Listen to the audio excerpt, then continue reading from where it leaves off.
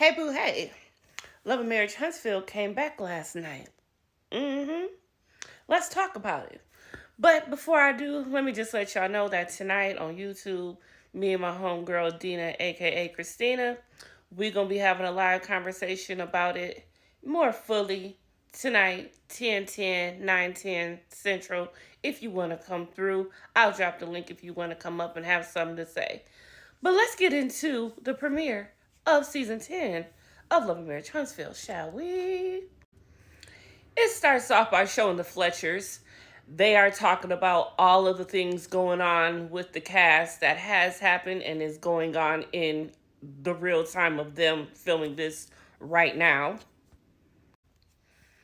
And I will say this first episode is really all of the cast in their own elements, in their own families, in their own storylines, just giving us a taste of how everything's going to be navigated with them. I feel this season. I will say it was great to see that they are showing the kids this season.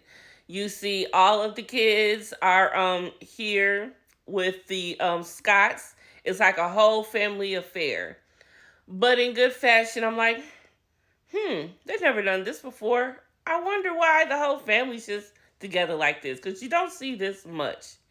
And then, not even 5 minutes into the episode, honey.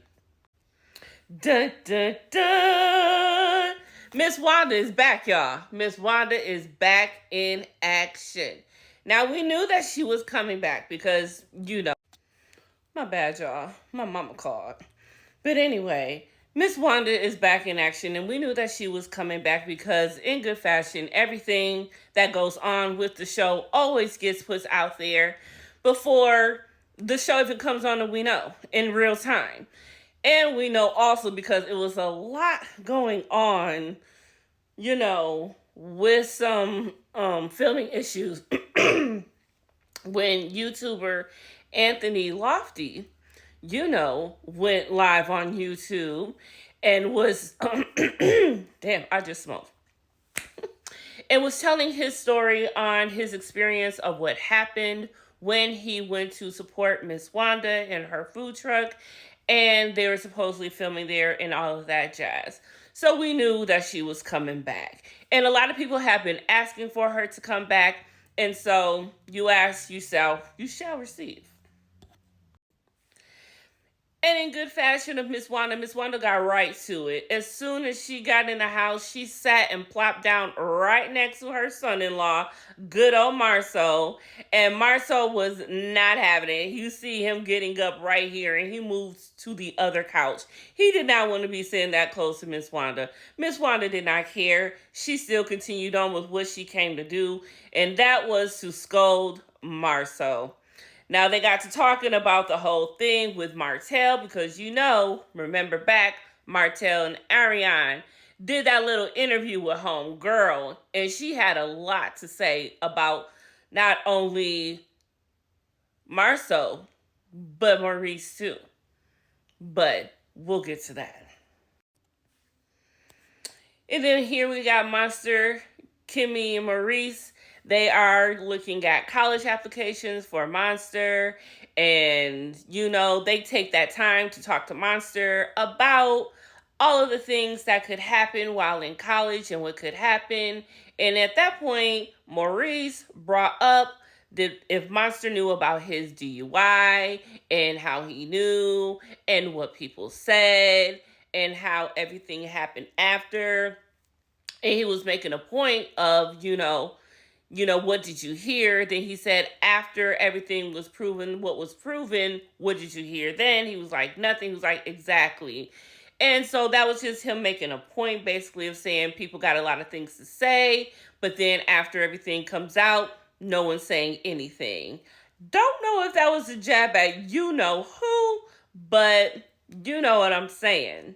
Now, we know that she is not on the show this season, so I'm going to see if I can do my due diligence by not saying that name unless it is brought up. So that is my challenge. Although I know tonight on YouTube when we talk, it's going to be brought up. I know Dina going to bring her up. You know Dina. But then it got a little bit more serious with the conversation because Kimmy and Maurice also, who have been, affected by this interview that Martell and Ariane did.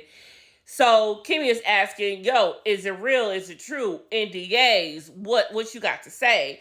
And Maurice being the lawyer, he played with his words. I ain't gonna lie, Maurice played with his words.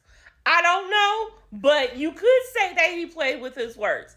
Because even Kimmy caught on, and she's like, no. You didn't answer the question. But he did, but he didn't. But it goes to show that could Maurice just be playing around or not? I don't know if they want to make this seem like it could be a possibility throughout the episode. Throughout the season, it could be the case. But also, Maurice, like, come on.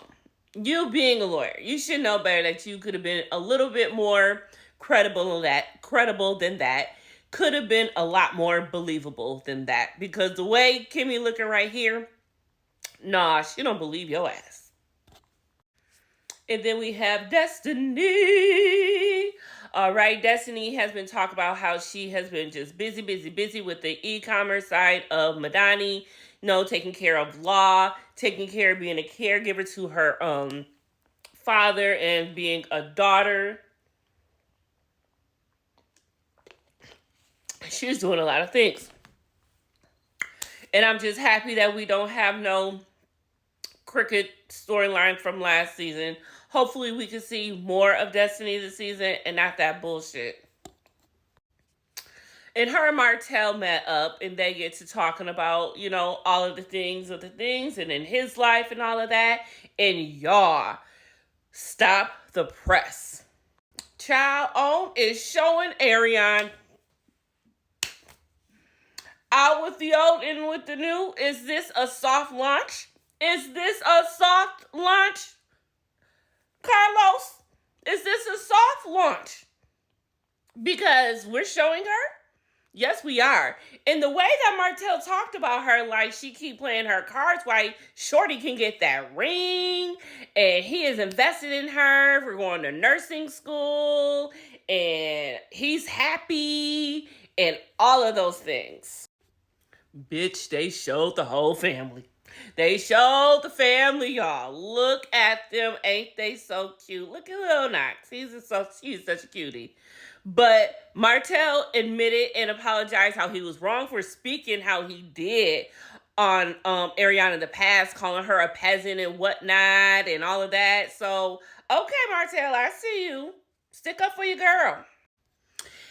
Ken and Marquez got together, and it seems like they cool now and all of that, but now Marquez is really trying to just figure out how to navigate with Trish. I remembered her name now, yeah. I got her name, Trish. I could not remember Trish's name for shit yesterday. Then Martell goes over to the Fletchers, and Nell is really pissed and feels set up about the whole picture situation. Yeah, that picture situation. So she felt set up and bamboozled, and she felt that he owed her an apology. And he did apologize, and she kind of took it. But still, Martell is Martell, and Nell knows that. So Ken tells Trish about the conversation that he has with Marquez, and he is telling her that you need to give this man maybe a second chance, allow him to have a second chance and all of this. And she's like, I gave enough second chances. She doesn't seem willing, but Ken is. But, it is what it is. But it got heated at the end of the episode. Friend Sharon was going back and forth with Marquez when Marquez came and dropped off the kids. And oh my God, it was a lot. Like they was really going back and forth. Like, you don't know me. But she came in hot a little bit the way it was her tone. It was her tone. So I understand. But how Marquez gonna come just barging in the door? Didn't knock or nothing. I said, this sound real scripted a little bit. But I didn't want to go there. But it was for me when the son came in. He was like, oh, my son, my savior, God put you here. Marquez be real weird with it. It was a whole weird situation at the end. But we're gonna talk about it more tonight on YouTube, 10, 9, 10 Central. So come on through, talk about it with us if you got anything to say. I'll drop the link if you want. I love.